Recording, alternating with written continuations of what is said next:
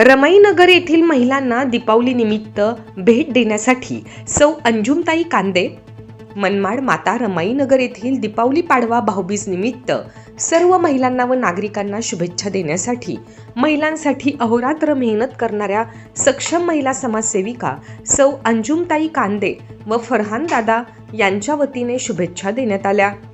तसेच आदरणीय विकास पुरुष अण्णासाहेब कांदे यांनी केलेल्या विकासाबद्दल सर्व मान्यवरांनी आपले मनोगत व्यक्त केले। सर्व कार्यक्रमाचे आयोजक सौ वनिताताई अहिरे व राजेंद्र अहिरे, तसेच यावेळेस उपस्थिती साईनाथ भाऊ गिडगे, मयूर बोरसे, गंगादादा त्रिभुवन, बबलू पाटील, सुनील हांडगे, योगेश इमले, अल्ताफ बाबा खान, कुणाल विसापूरकर, तसेच महिला आघाडीच्या संगीताताई बागुल, विद्याताई जगताप, महिला आघाडी मोठ्या संख्येने उपस्थित होते। या कार्यक्रमाचे सूत्रसंचालन विलास अहिरे यांनी केले। छत्रपती शिवाजी महाराज, महात्मा ज्योतिराव फुले, राजर्षी शाहू महाराज, भारतरत्न डॉक्टर बाबासाहेब आंबेडकर, अण्णाभाऊ साठे आणि तमाम महापुरुषांचे चरणी वंदन करून आज या मातोश्री रमाईनगरमध्ये ज्यांनी मला वाटतं सुरुवातीलाच विलास भाऊ आयरे आमचे मित्र यांनी सांगितलं, मी ते थोडंसं दुरुस्त करू इच्छितो। त्यांनी सांगितलं छोटे खाणी मीटिंग। मला वाटतं ही जर छोटे खाणी असेल तर मोठी कवडी असेल। ही छोटे खाणी मीटिंग नसून एक छोटी सभा आहे असं मला वाटतं। ठीक आहे, राजाभाऊंच्या प्रेमाखातर इथं सर्वजण जमलेत, त्यांचं मी सर्वप्रथम शिवसेना मनमाड शहराच्या वतीने, आमदार सुहास अण्णांच्या वतीने, अंजुमताईंच्या वतीने खूप खूप स्वागत करतो। आणि हे जे प्रेम अण्णासाहेबांना मिळतंय याची प्रचिती आम्हाला काल रॅली काढली तेव्हा आली। मनमाड शहरातून एक अण्णांनी आम्हाला सांगितलं स्वदिच्छा भेट फिरायचं आहे आपल्याला, एक 8-10 पदाधिकारी आपण फिरू, पण दाबा हे मला तुम्हाला विनंती आहे। ठीक आहे, तुम्ही आपल्या आज भाऊबीज आहे, आज हे भाऊबीज, या भावाला आपण बहीण म्हणून माझ्या सर्व बहिणींना माझी विनंती राहील, या भावाला तुम्ही काय भेट देणार, माझ्या सुवासाला काय भेट देणार? फक्त 20 तारखेला त्यांच्या अंगावरती आपल्या अंगावरती गुहार आणि नीळ पळायलाच पाहिजे। या हेतूने तुम्ही सर्वांनी काम करावं अशी तुमच्याकडून मी अपेक्षा ठेवतो। आणि माझे 2 शब्द, सुहास अण्णा निवडून आले आणि आमचा 10 वर्षाचा विकासाचा झंझावात थांबवला। मला वाटतं तो झंझावात फक्त त्यांच्या एकट्यालाच दिसला, आमच्या मनमाडच्या कोणत्याही नागरिकाला, महिलांना तो झंझावात कधी दिसलाच नाही 10 वर्षात। आणि आम्ही तो झंझावात थांबवला असं जे सांगताय त्यांना आम्ही कामाचा झंझावात काय असतो आमच्या अण्णांनी दाखवलं आहे, आणि तो इथून पुढचेही 5 वर्ष आम्ही तो दाखवणार आहे असं त्यांच्या या ठिकाणी आपल्याबरोबर त्यांच्या कुटुंबातले सदस्य त्यांना सुद्धा या गोष्टीचा सार्थ अभिमान असेल का आपण सर्वजण अण्णांच्यासाठी जे झटतोय, तर आपल्या बरोबरीने आपली मनमाड शहरातली, तालुक्यातली जनता पण त्यांच्या अण्णांना निवडून आणण्यासाठी झटते। आणि त्याची प्रचिती आपल्याला 23 तारखेला येईलच। जेव्हा आपण मोठा लीड बघू तेव्हाच त्याची प्रचिती येईल। मला वाटतं आता त्यांच्याविषयी खूप काही सांगण्यासारखं आहे, त्याच्यासाठी पण ही योग्य वेळ नाही आहे का तुम्हाला असं जाणवेल का प्रत्येकजण अण्णांविषयी सांगतोय, परंतु खरंच त्यांच्या कामाने जे भारावून गेले ते सांगतीलच आणि त्यांना कोणी रोखू शकणार नाही। असताना अण्णांना प्रचंड अडचणीला सामोरं जावं लागलं आणि ही योजना आणत असताना मंजूर झाल्यानंतर सुद्धा ही योजना अपूर्ण राहते का काय? कारण ही योजना ज्यावेळेस मंजूर झाली त्यावेळेस मी आपल्याला सर्वांना सांगू इच्छितो की ही योजना 90% निधी हा शासनाचा आणि 10% ही लोकवर्गणीतून आपल्याला द्यायचे होते, परंतु 10% लोकवर्गणी मला तरी वाटतं महाराष्ट्रामध्ये, राजाभाऊ, महाराष्ट्रामध्ये आपली एकमेव नगरपालिका असेल का ती 10% लोकवर्गणी सुद्धा अण्णांनी शासनाकडून मंजूर करून घेतली।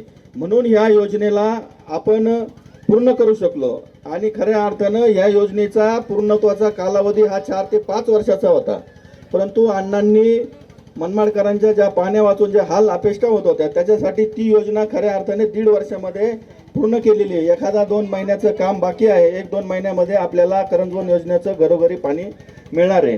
फक्त विकासच नाही तर अण्णांनी इतर गोष्टीकडे सुद्धा फार लक्ष दिलं, कारण माझा मतदार हा शेवटचा मतदार हा सुखी समृद्ध झाला पाहिजे, सुखी समृद्ध झाला. त्याच दृष्टिकोनातून अण्णासाहेबांनी मोठ्या प्रमाणामध्ये या तालुक्यामध्ये काम उभं केलं. आपल्याला सर्वांना माहिती आहे, याच्या पहिले कधी आपल्या वार्डामध्ये आपल्या भागामध्ये आरोग्याच्या योजनांच्या डॉक्टर वगैरे येऊन तपासण्या केल्या का?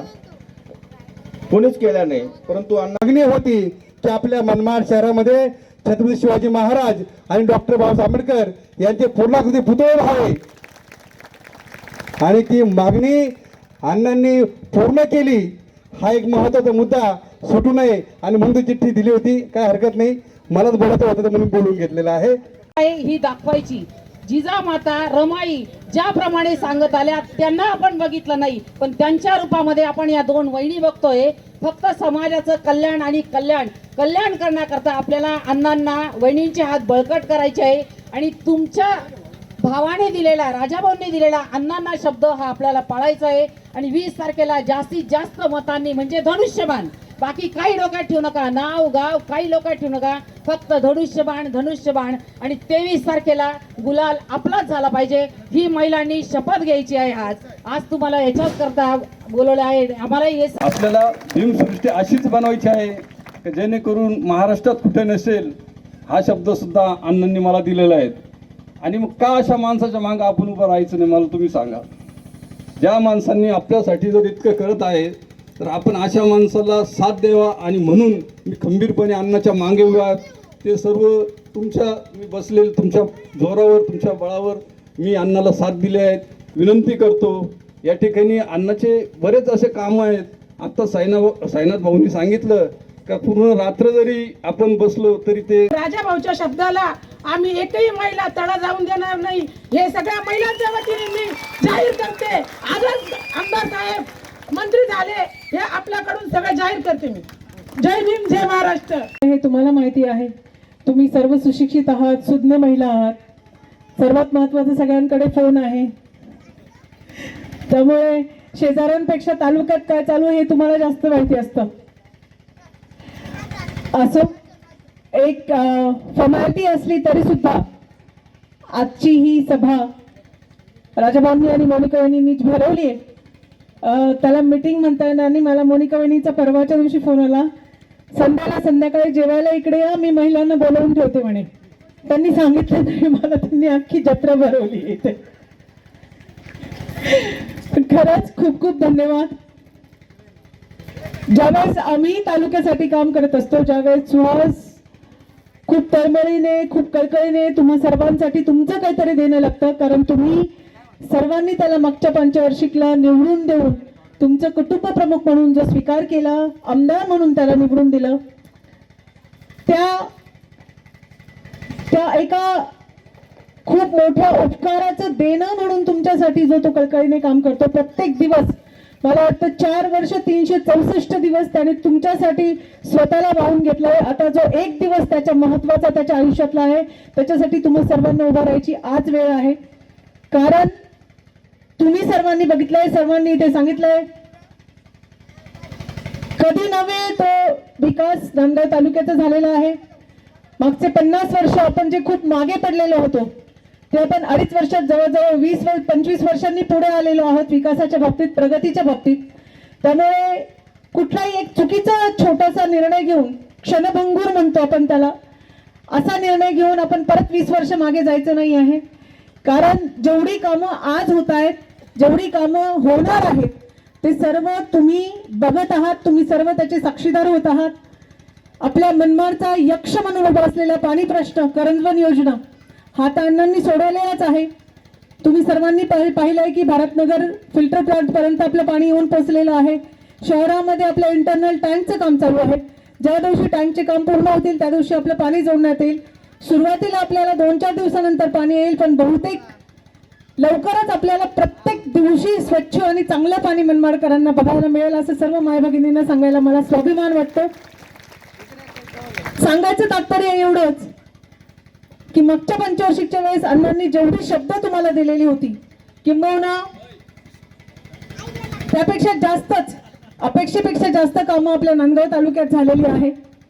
मुख्यमंत्र्यांच्या तो जवळचा आहेच, मंत्रालयामध्ये त्याचं चांगलं वजन आहे, त्यामुळे त्याच्या शब्दाला तेवढाच मान तिथे आहे. त्यातल्या त्यात स्टेजवर बसलेले, व्यासपीठावर बसलेले सर्वच पक्षीय पदाधिकारी आणि आमची शिवसेना, सर्व महिला पदाधिकारी, सर्व RPIच्या पदाधिकारी हे नेहमीच अगदी सावलीसारखे त्याच्या बरोबर राहिलेले आहेत. आमच्या झालेल्या त्रुटी, आमच्या झालेल्या काही ठिकाणी चुका सर्वांनीच पदरात घेतल्या. त्याबद्दल तुम्ही सर्वांचे मी खूप खूप आभार मानते अण्णांतर्फे.